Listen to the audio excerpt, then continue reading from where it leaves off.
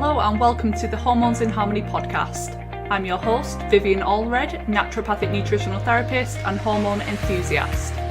If you want to learn how to rebalance your female hormones, regulate your menstrual cycle and reclaim your vitality, then you are in the right place. Each week I will be delving into different conditions such as PCOS, endometriosis, infertility, hypothyroidism, acne and hair loss. Stay tuned for interviews with expert guests, Q&As and solo episodes that are all intended to help you move from hormonal chaos to hormonal harmony. If you'd like to submit a question for me to answer on the podcast, then you can email them to hormonesinharmony@gmail.com. The information shared on this podcast is intended for educational purposes only and is not designed to replace the advice of your health practitioner. That said, let's get into today's episode. Hi guys, welcome back to episode number 16 of the podcast and another solo Q&A episode. Today we've got two questions. One of them is covering menstrual cycle health and trying to conceive, and the other one is a young girl dealing with anxiety that got exacerbated when she moved to university, and she's wanting to know some simple, cheap recommendations to help to manage or even reverse her anxiety if that's at all possible. So we're going to be diving into both of those topics today. Starting off with the first question that came from a listener called Jess. She said, "Hi Vivian, I came off the contraceptive pill in January 2018, knowing that at one point in 2019, me and my partner would want to start trying for a baby. However, my cycles haven't returned to normal. The first 2 to 3 cycles were about 35 to 45 days, but since then they're getting longer, and my last cycle was actually 130 days long. I went to my doctor who tested me for PCOS, overactive thyroid and anemia, but all tests have come back normal. And the only additional help they're willing to give me is a medication to force my period each time my cycle goes beyond 28 days. I really don't like the idea of forcing my body to bleed. I also don't understand whether this would be a normal period or more of a fake bleed like when you're using the pill. My question is, if what my doctor has tested for is thorough enough, should I be confident in thinking that there is no underlying issues with my reproductive system? Would you recommend any further testing? And are there any diet changes I could make to improve the chances of my cycle returning to normal? I do try and monitor my temperature using natural cycles, but as far as I can see, I don't ovulate at the moment. Since coming off the pill, I've also experienced acne for the first time in my life. I actually lost a little weight, but my hair is thinning. Before I started the pill at age 17, I didn't have regular periods, as I'd only started less than 12 months before. I'd say I eat relatively healthy, 75% plant-based, no dairy, as I have an intolerance, although I do eat sugar and drink alcohol, but I'd say that it's much less than the average 26-year-old. I don't take any supplements, and I do yoga 3 to 4 times a week and strength training 2 to 3 times. Me and my partner really want to start trying for a baby this September or October. Hoping I can enlist your help, whichever way works best. Thank you so much."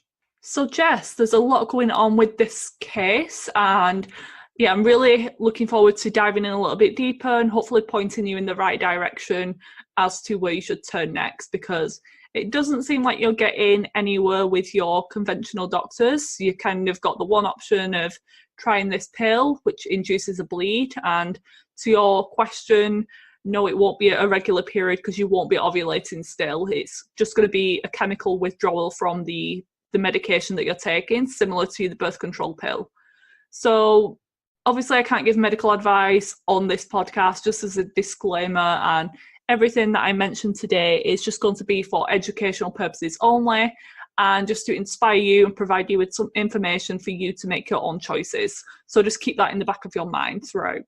I want to start off by congratulating you really on coming off the pill well in advance and wanting to start to make a change with your hormones. I think that's a really massive step, and one that a lot of people overlook. They don't think it's important, and then they become really stressed and frustrated because they want to get pregnant right now.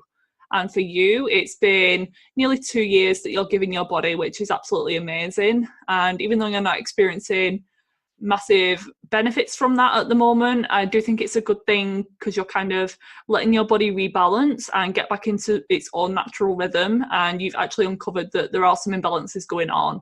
And if you were to just hop straight off the pill, get pregnant straight away, if there were any lingering nutrient deficiencies or hormone imbalances there, that could sadly lead in early loss of the pregnancy, or even worse, pregnancy or complications with the health of your child. So in some ways it can be a bit of a positive if you can try and reframe it that way, in you're learning how to care for your body and rebalance everything before you actually get pregnant. So try and have that mindset, especially for anyone else dealing with health issues. Although it can seem a massive pain at the time, it's actually a learning curve, and it's an educational moment for you to learn what's going on in your body, how you can take care of it, and it's kind of a message from the universe that something's off and you need to find what that is. You need to work on those things before you can get the results that you want to see. And I'm not quite sure how long you were on the pill for. That would be interesting to know, because it's a massive difference between whether you were on the pill for 6 months or 20 years. I have no idea with the information that you provided. And obviously the longer that you've been on it, the potential more damage that could have been done, the more nutrients depleted, the more inflammation, and the longer it takes to regulate things once your cycle comes back. So just keep that in mind too. If you've been on the pill for decades, say 10 to 20 years, then your body's going to take more time to repair that than someone who's been on the pill for a couple of months. And similarly, how were your periods before the pill? You said that they weren't regular and you'd only had a couple of periods because you went on the pill pretty soon after starting them, but were they really heavy? Were they really light? Were they painful? Did you experience a lot of PMS? This is also important information as to what's going on.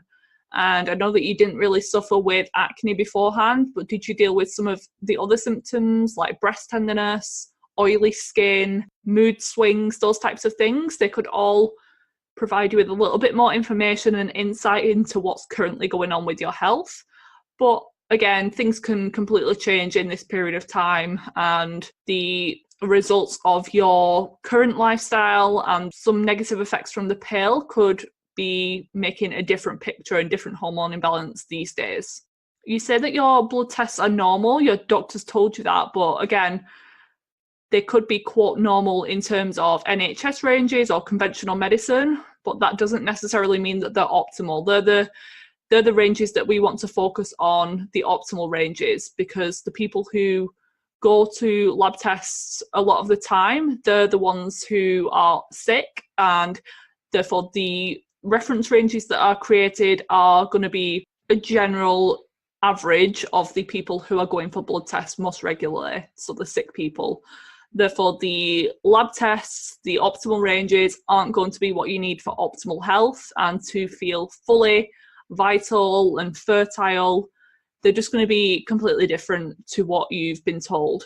And in terms of thyroid, you mentioned they tested you for an overactive thyroid. I'm guessing you mean underactive, because some of these symptoms don't really correlate with an overactive thyroid. But I'm not too sure what's going on. Maybe the weight loss is that's what they've put down to being an overactive thyroid, but that would be interesting to know. Ideally, we want your TSH between 1 and 2. Conventional lab ranges can go up to 6 or 8. That's deemed normal, but at that stage, your thyroid is pretty damaged and pretty out of whack. And that's when it can take a lot of time, effort, and sometimes medication to actually make you feel good again. Whereas if we see your TSH creeping up to 2.5, 3, 3.5, that would be an indicator in my mind that something's going out of whack. And the good thing is, if we catch it early enough, then we can actually stop that process a lot of the time and actually get things under control before any major damage starts to occur. And with the thyroid as well, if they've tested TSH and you've been told that that's normal, there are many other hormone markers for your thyroid that need to be tested. That's known as a full thyroid panel, and you're very rarely going to get that from a conventional doctor. They just believe that TSH is the number one test, and if that's fine, then your whole thyroid's fine. But TSH is actually a brain hormone. So it's not actually what your thyroid's doing, it's what your brain's telling your thyroid. So it is helpful in some situations. However, even the people who have subclinical hypothyroidism, they have normal TSHs, so even between the optimal ranges of 1 and 2, but the rest of the thyroid markers are below range. These include T4, T3, reverse T3, the free levels, the total levels of the hormones, and most importantly, thyroid antibodies, because these can be elevated for 6 to 10 years before any damage is actually done to the thyroid. And this process is known as an autoimmune condition. So Hashimoto's thyroiditis is the leading cause of hypothyroidism. So it's one of the root causes of this problem. And it's when your body and your immune system start to attack your thyroid gland, because it gets confused and it starts to mistake your thyroid for a pathogen or a different molecule in your body that it's trying to defend against. You could be experiencing all the thyroid symptoms in the world, have normal TSH, T4, T3, but if your antibodies are elevated, then that's going to be causing damage to the thyroid, and then down the line, eventually your thyroid will start to become damaged, it will slow down the output, and that will lead to a host of metabolic symptoms. With the other lab tests that you've had done, the iron, you've been checked for anemia. Did they check just iron, or did they check ferritin, which is the stored version of iron? That should ideally be between the ranges of 75 and 100 for optimal health. And did they also check your B12 and folate as well? Because that can cause a different form of anemia, which can have similar symptoms, but obviously has a different treatment strategy. With the testing for PCOS as well, it'd be important to know what tests they did with that, because there are different tests that you can do. And just if they do an ultrasound, that's not enough to diagnose PCOS. And I say that all the time. People who aren't having periods, or they aren't having regular periods, they go for an ultrasound, they'll see the cysts, quote, cysts on the ovaries, which aren't actually growths or tumours, they're just undeveloped eggs, and they're told that they have PCOS. The average woman you take off the street, probably 50% of them are going to have that appearance if you test them at a certain time of the month for a million different reasons. So that's not a diagnostic criteria. What they should be looking at is your fasting glucose and insulin levels, your thyroid, so the full thyroid markers that I mentioned, androgens, so your testosterone, sex hormone binding globulin, because if that's low, then that could be leading to all of your male hormones and estrogens floating around the system and not being bound up to this sponge that sex hormone binding globulin is. And also the ratio between FSH and LH is important to determine if your amenorrhea or if your irregular cycles are due to stress and a condition known as hypothalamic amenorrhea, or if they're due to PCOS and insulin resistant. There's different patterns that these two hormones can result in, and that can indicate different things too. So if they're doing any less than those tests, then that's just not sufficient enough. I have a free guide on my website. It's the PCOS test to request guide. That's a bit of a mouthful, but if you head over to the free download section of my website, you can download that, maybe print it out, take that to your GP and make sure that they've done some of those tests. And if not, you can ask for the other remaining ones. This will help you determine if you do actually have PCOS, or if there's some sort of thyroid or nutrient deficiencies going on, because the pill does cause a lot of nutrient deficiencies, and that's one of the reasons why it can cause so many symptoms whilst you're on it, and also when you come off too. It can just cause a multitude of symptoms because nutrients, vitamins, minerals, antioxidants, they're all needed as cofactors in the body for different enzymatic reactions, and pretty much everything runs on enzyme functions. Therefore, if you're lacking a crucial nutrient, there's going to be hundreds, if not thousands, of processes that your body can't actually perform optimally. And you were right in your comment that the medications and using a pill doesn't address the root cause. If they're going to put you back on the birth control pill, then you're going to be back in the same situation. I'm not sure what pill you meant by when you said that they're going to give you one to trigger your bleeding. Maybe it's a progesterone only pill.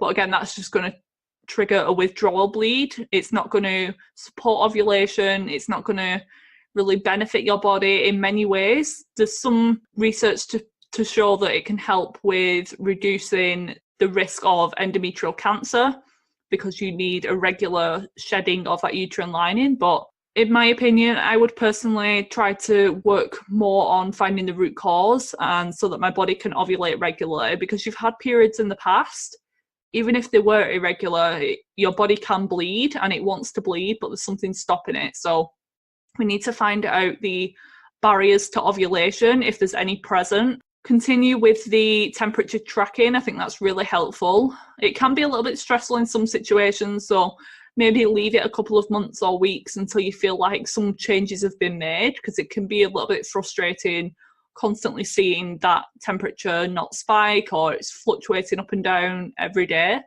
So when you feel like some changes have been made, maybe you start to pay attention to your cervical mucus or cervix position instead of the temperature, if that works a little bit better for you, but everyone's different. And the barriers to ovulation are going to be things like the nutrient deficiencies. So the pill depletes so many crucial nutrients for thyroid health, for hormonal function, for fertility, which is ironic.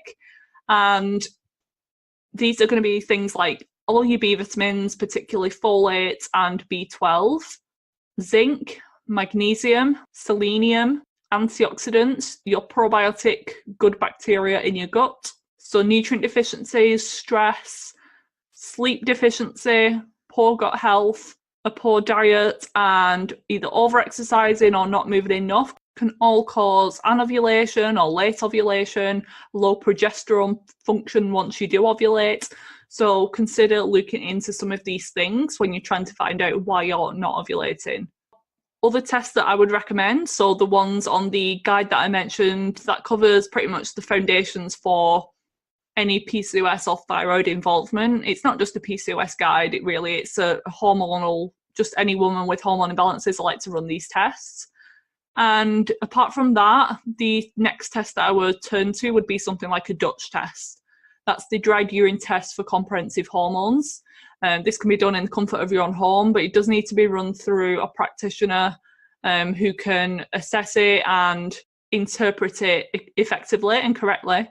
And this shows not just the absolute levels of the hormones, so similar to blood. There's a very strong correlation between the blood and the urine, so it is very accurate. But on top of that, it also shows the hormone metabolites, which is actually more important in my opinion, because take PCOS, for example, a lot of women don't show high levels of things like testosterone or androgens in the bloodstream, but they're still dealing with the raging acne, the hair loss, the oily skin, the irregular cycles. And it's not until we do something like the Dutch test that we can actually see what's going on. And it shows the metabolites, so the breakdown of these hormones. Even if they're normal in blood, they can be really high or going down the wrong pathways that are producing some of these potent hormones like DHT, which won't really show in the blood, but it can show in the urine. Obviously, these tests are private. You have to pay out of pocket for them.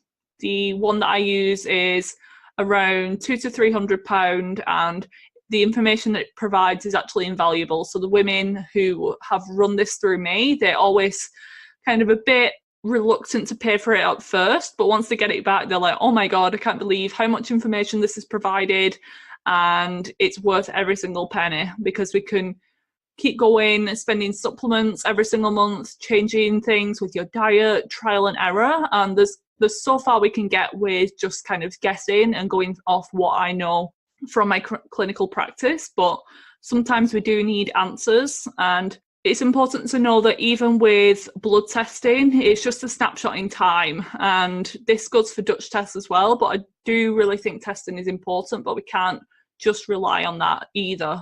And I'm a big fan of testing, but I think this is commonly occurring in a lot of practitioners. They just want to test, and they're not actually just listening and seeing the patient as a whole.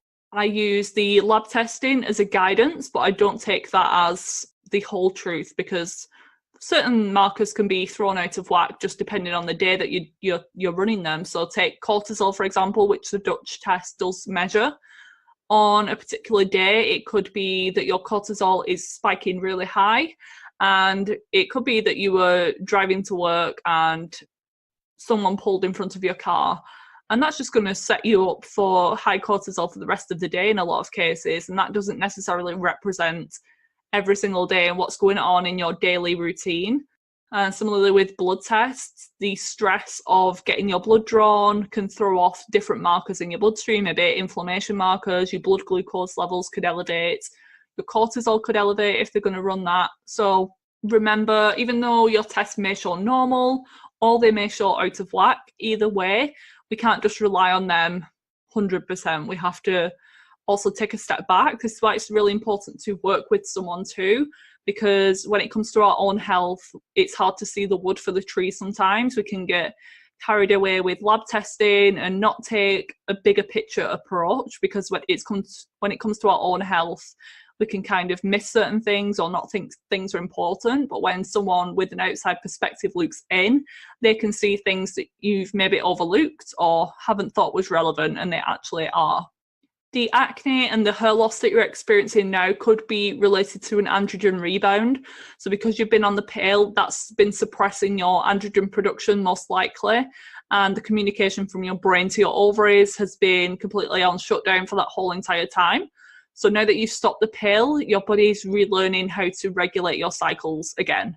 If you started your period at age 16, if I'm reading that correctly, that's actually a little bit late to actually begin your period. The average time is probably from age 12 to 14, but when someone's age 15, 16, that could be an actual indicating factor that there's some imbalance from the start. So the irregular cycles, the fact that you started a bit later, they could be indications for PCOS or a thyroid issue.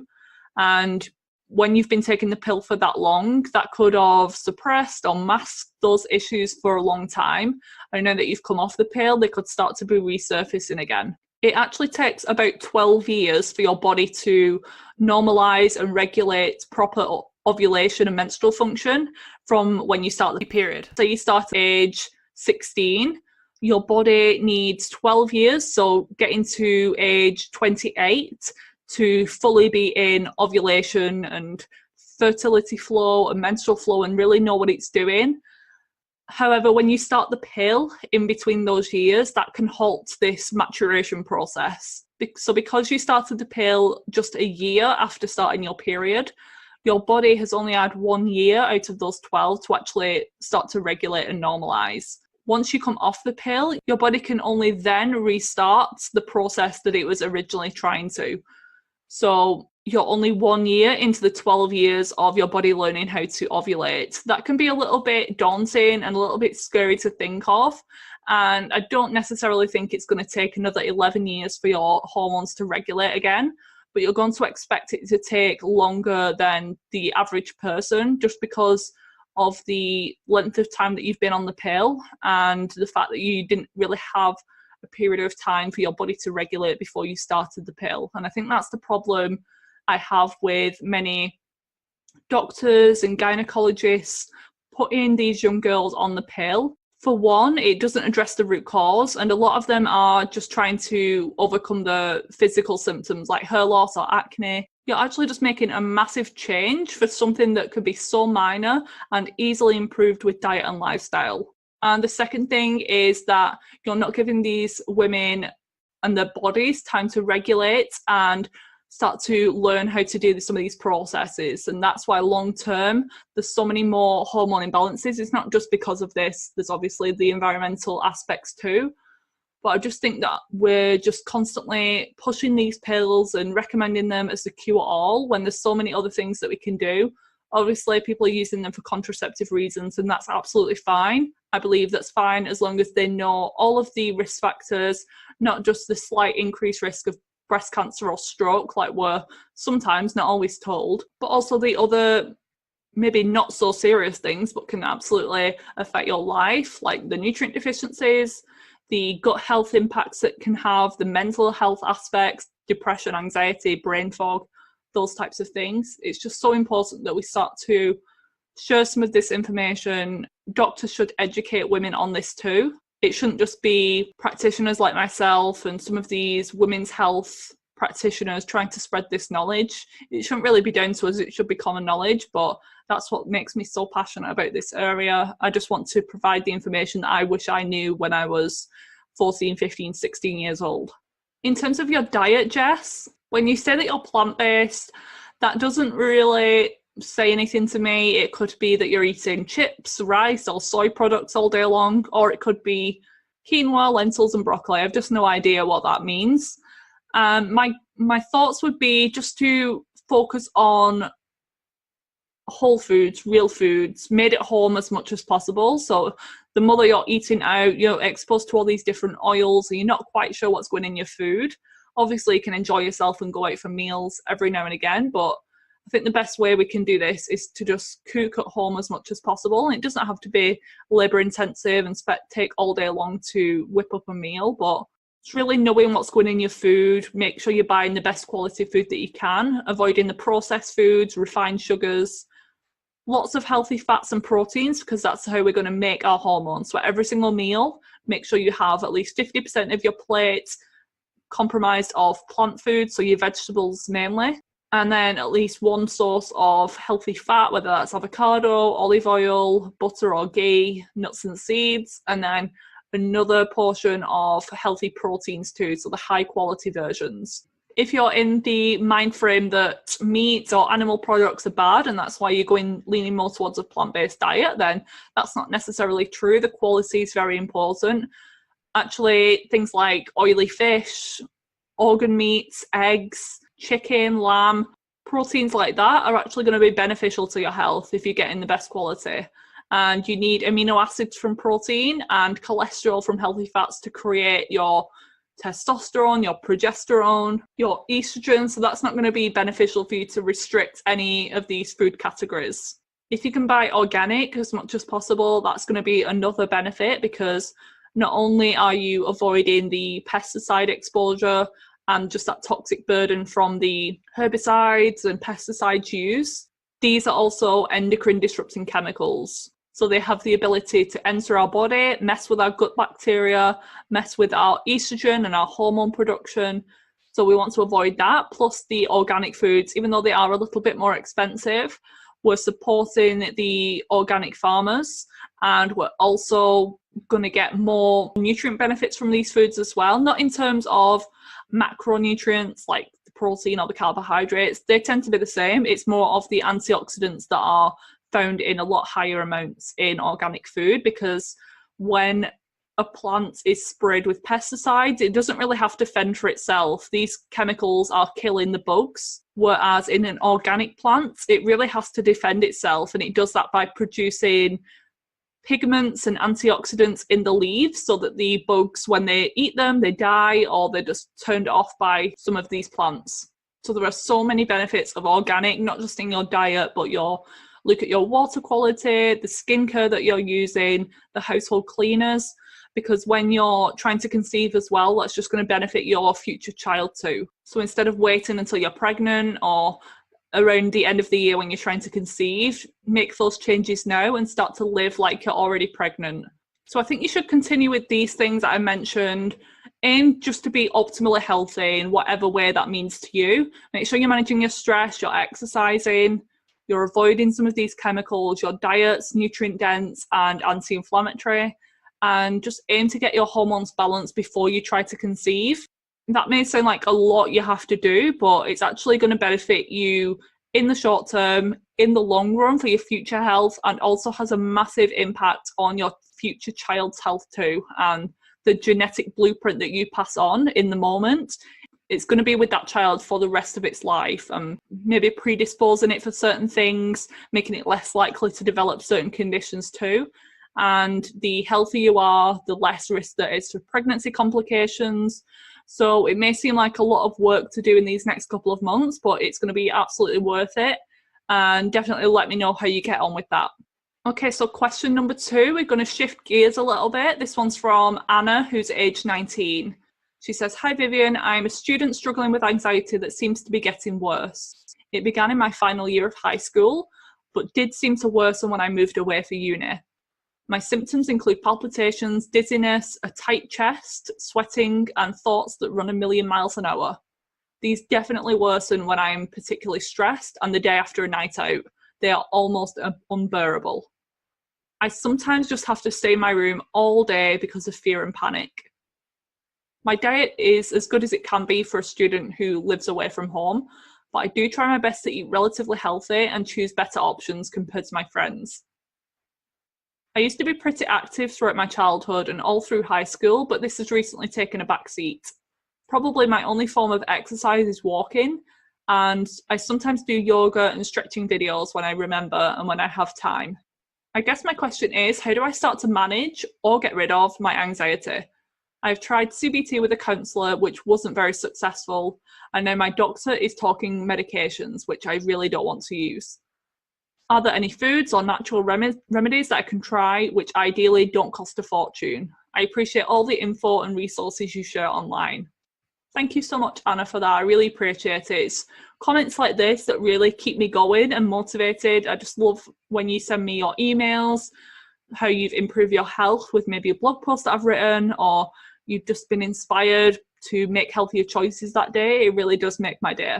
Anxiety is so common, even though you might not think it. I really want to thank you for sharing your experience. Probably a lot of your friends or a lot of the people you interact with on a daily basis are also struggling, but maybe they just think that they have to live with it. And I think you've realised that it's not something that you should be living with, and it's not something that you've always had. So that means it's something that you don't always have to have. The fact that it started and got worse after moving means that it's likely stress related. So in terms of high cortisol, adrenaline, which are your main stress hormones produced by your adrenal glands. So your adrenal glands are the two little walnut-sized glands that sit on top of your kidneys, so in your lower back, and they help to regulate your stress response. Along with some other things, they help to produce hormones, they help to regulate your blood sugar levels and your electrolyte balance in the body. And you've noticed that when you're stressed, your symptoms get worse. So it is likely stress related. So that's a good thing that we can actually do something about it. But there are many other root causes or drivers of anxiety, including food sensitivities, nutrient deficiencies, mindset and emotional challenges. And I shared this a couple of weeks ago now on Instagram stories. So if you head over to my Instagram page, which is at Viva Natural Health, then on my Instagram highlights that I've got saved, there's tons of free resources and information on there. I did one about anxiety, and it's just covering the basics of what it is. And just as a bottom line overview, the goal with anxiety is to signal safety and security to your brain. Because when you have anxiety or depression or panic, then that's a sign that your adrenals and your nervous system is on overdrive at the moment, whether that's from the food that you're eating, the stressful changes to your lifestyle, the thoughts that you're thinking, the environment. These can all signal danger to your brain, and that sends a signal to your adrenal glands to keep you safe, keep you protected, and put you in this sympathetic nervous system state, which is the fight or flight. I chose this question because there are so many remedies and natural things online, but they do cost a ton of money. So working with a private therapist who charges thousands of dollars or pounds per session. There's the retreats that you can go on and do yoga in Bali for a week, herbal medicines and supplements where you pay hundreds of pounds over the months, and they've got all of these wild crafted berries and herbs, but they cost you an arm and a leg. So with this one, I'm intentionally going to keep it with some of the free things that you can do, because supplements and products like this can be helpful, but unless you're doing the foundations, then your symptoms are never going to fully resolve. There's so much you can do with food and lifestyle that doesn't involve money. One of them being meditation. This is probably the most powerful change that you can make, not just for the stress and anxiety that you're dealing with now, but just for life in general. It just makes you more resilient against stress. It gives you a better perspective on life and just managing the stress that we're living in this 21st century. I think everyone should be meditating minimum 5 minutes a day. Everyone can fit that in. And if you say that you're too busy, if you say that you don't have time for meditating, you're the person who needs to be meditating more. That is a fact. And meditation is actually scientifically backed. It's not woo-woo. It's not just trying to sit in silence, clear your mind. It's actually the opposite. You're focusing on your breath. And it's kind of brain training. So you go to the gym and work on your muscles in your body, but when was the last time that you worked on your brain muscle? Because that's what it is. It's a muscle and it needs to be worked to be optimally healthy. There are several apps that you can get. So Headspace, Calm, Insight Timer. There's tons of free YouTube videos. And just aiming for 10 minutes a day, maybe 5 minutes in the morning, 5 at night, 10 minutes in the morning, whatever works for you and your schedule. If you're dealing with anxiety about the day ahead, the morning is a better time to do it. Whereas if your anxiety is worse at night and you tend to struggle to get to sleep, or you wake up in the middle of the night with just a ton of fear and worry, then maybe do it at night, or even better, do it both times. The next thing is exercise. And I noticed that you said that it was a big part of your life. Maybe that could be a big factor in this. Maybe you feel like you've lost your identity in some ways and something that you love to do that you're no longer doing. Exercise is absolutely amazing for mental health, depression, anxiety. If the benefits of exercise could be put into a pill, it would be the most effective, best-selling medication and drug out there. It helps to boost endorphins, improve your serotonin levels, circulate stagnant energy. So that's kind of a more energetic TCM Ayurveda aspect on this. When your energy is stagnant, again, this can be for a number of reasons: poor diet, stress, sedentary lifestyle, then that energy can kind of not be released and it can cause a lot of anxiety in the system. So the more that you move, the more that this energy can flow around the body, circulating chi, which is your vitality and your energy levels. Is there a nature reserve nearby, or a park or a forest or a beach maybe that you can go to and walk in nature? That's probably the best way to start, because you're not only getting the benefits of the exercise and the movements, but when you're moving outside, you're also getting the benefits of sunlight and vitamin D and the negative ions from the ocean or the soil. If you take your shoes off, do some grounding, even better. Just connecting with nature, that's a big factor that I see people dealing with anxiety and mental health issues these days. We're just cooped up inside, we're on our phones all day, and we're not being exposed to nature like we should be as human beings. If that's not your thing, then look into local dance studios or classes, different groups that you can get involved in. Do some yoga videos in your bedroom rather than these stretchy ones that you're doing. Just do something, find something that you love. Dance can be really amazing in improving your hormones, your mental health. And if it's something that you've loved before, then maybe getting back into that will help to support your nervous system a little bit too, and just remind your body of the things that you used to love. This can really help to lower your stress hormones and just get your body feeling like it did when maybe you were back at home or back at school with your friends, just a little bit safer.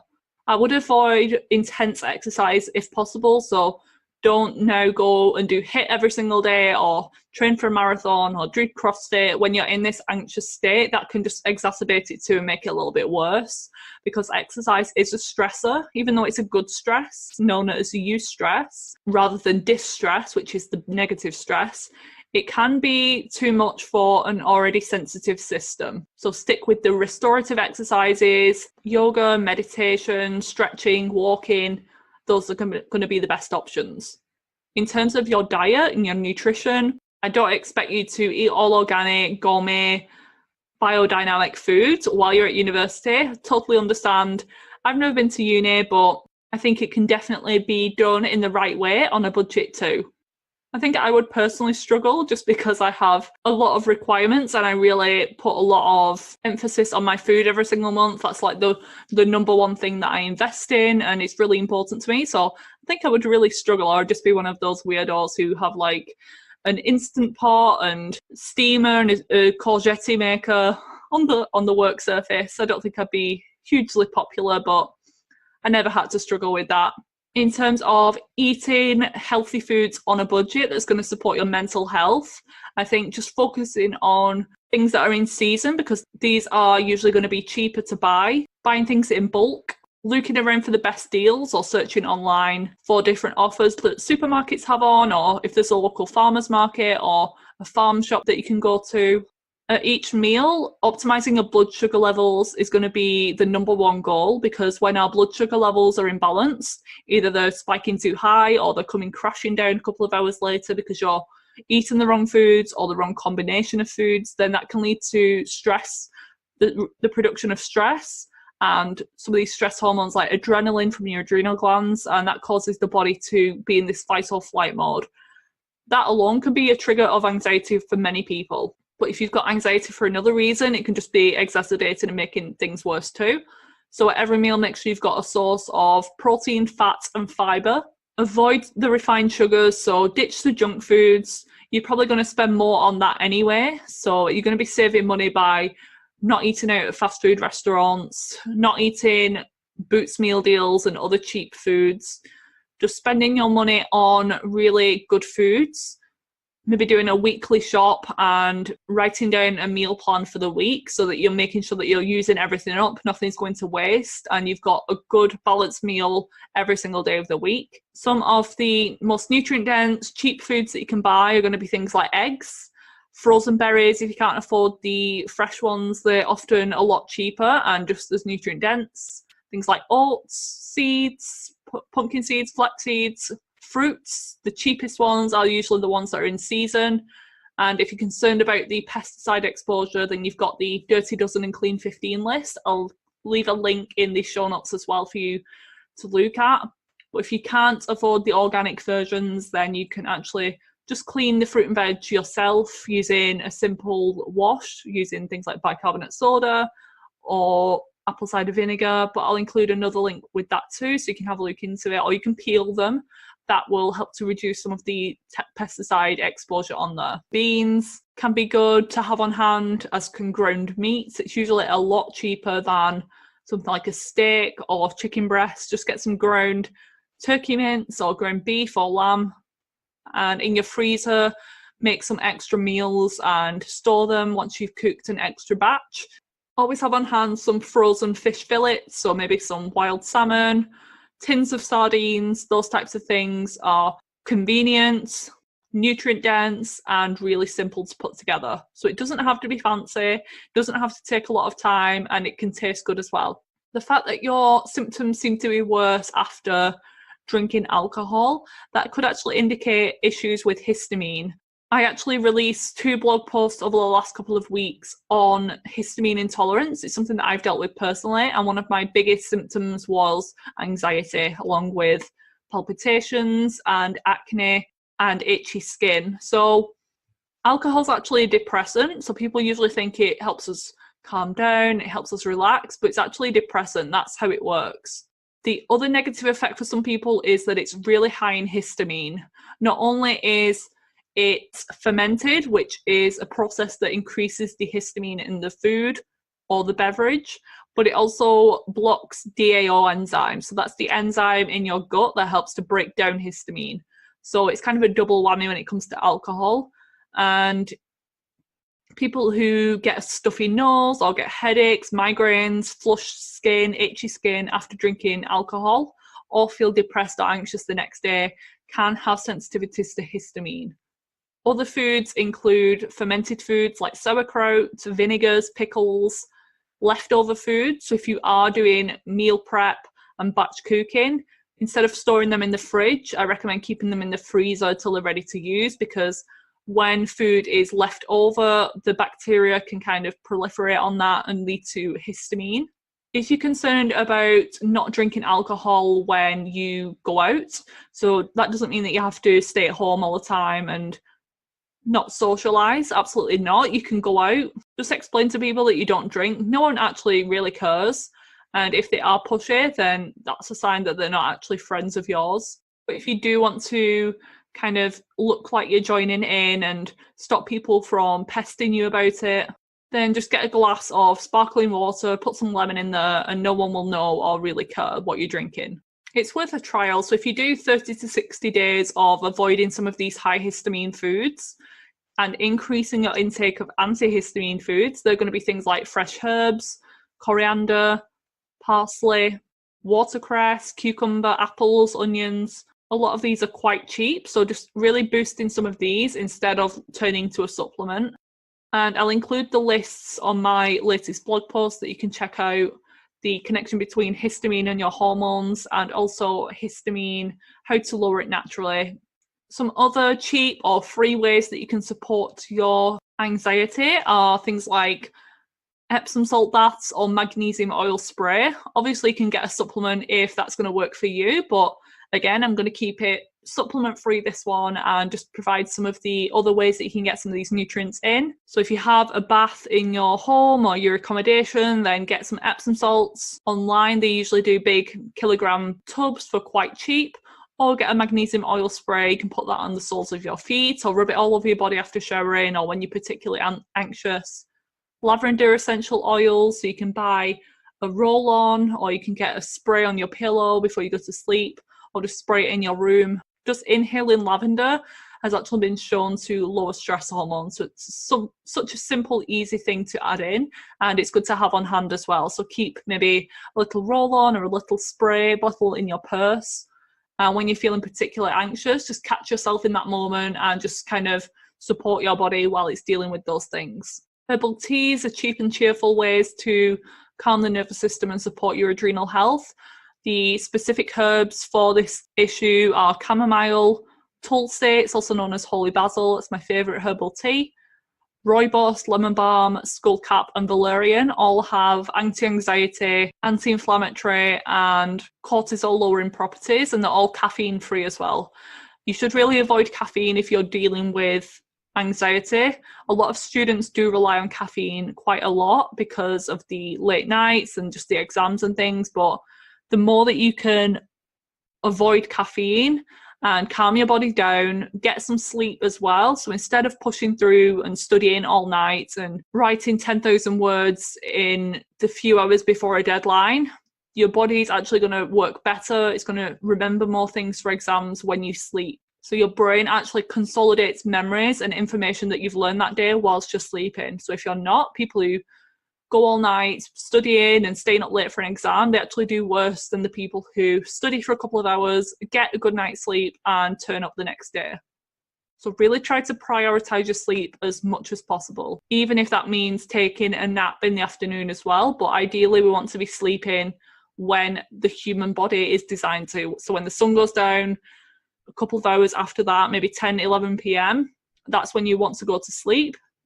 And you want to be waking up with the sun. Getting your circadian rhythm back on track is going to be a really useful way to support your hormones, support your mental health as well. And as the sun's coming out in the UK and the weather's turning a bit warmer, getting some vitamin D, that can be really important too, because vitamin D is an anti-inflammatory nutrient. It's actually a hormone, so it has hormonal effects in the body, and that can span from the head to the toe. It can affect pretty much every single system, particularly mental health. I've noticed for myself when I was quite deficient a couple of years ago, I didn't really notice any negative effects during that period, but as soon as I started to supplement and boost my levels through sunlight, my mental health just completely changed, and I hadn't really noticed how bad I was feeling.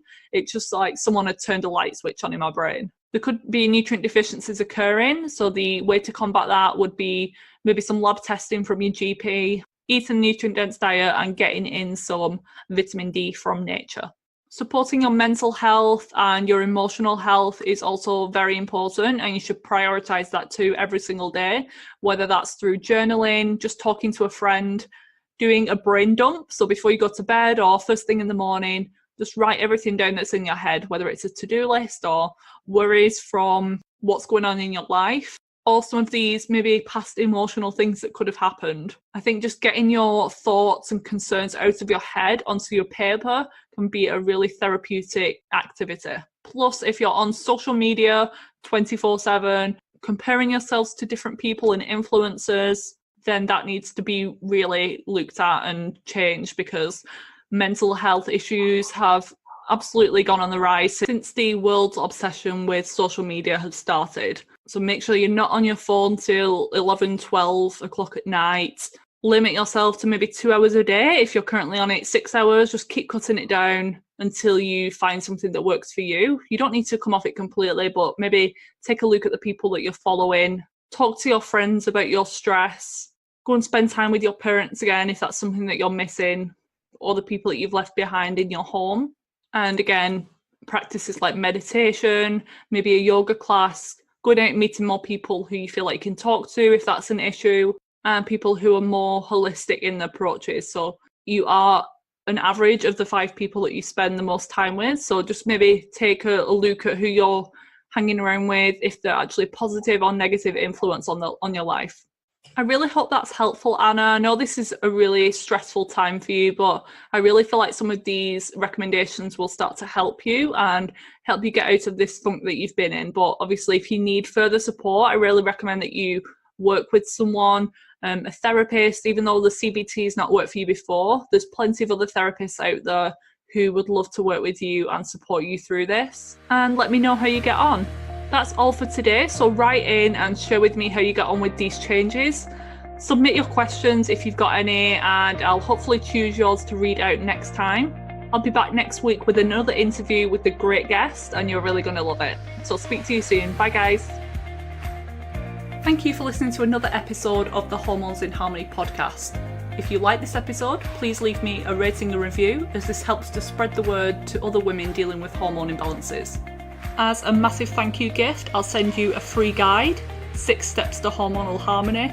All you need to do is screenshot your rating and review, then email it to me at hormonesinharmony@gmail.com, and I'll send you the link to download this free guide. If you haven't already, check out my website vivanaturalhealth.co.uk and Instagram page at Viva Natural Health for tons more free content and inspiration. You can also schedule a free 30-minute hormone troubleshooting call to find out the next steps to take in order to overcome your symptoms naturally. See you back here next week for another episode.